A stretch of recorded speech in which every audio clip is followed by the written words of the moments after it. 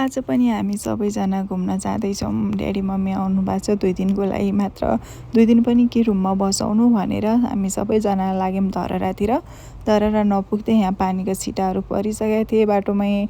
धरहरा पुग्दा त यति जोरले पानी आयो कि कुरै छोडिदिनु। यहाँ हेर्नु न तल पुरा भरिरहेछ। फेरि आज भिड पनि यस्तो भिड थियो कि मान्छेहरू हेर्नु न लिफ्टमा जानलाई यत्रो लाइन कुरिरहेको थियो। हामीले त के लाइन कुर्नु बरु भ्यू हेर्दै हेर्दै जाऊँ भनेर सिटीमा गएर भ्यूहरू हेर्दै हामी छतमा पुग्यौँ। त्यहाँ छतमा त यस्तो हावा चलिरहेको थियो कि कुरै छोडिदिनु। पुरा उडाइरहेको थियो सबैतिर। ड्याडीले चाहिँ यहाँ चस्मा लाएर हेर्नु न त्यहाँ भिडियो फोटोहरू खिच्दै हुनुहुन्थ्यो। अनि एकछिन भिडियो फोटोहरू खिच्यौँ अनि यहाँबाट धरहराबाट भ्यूहरू हेऱ्यौँ।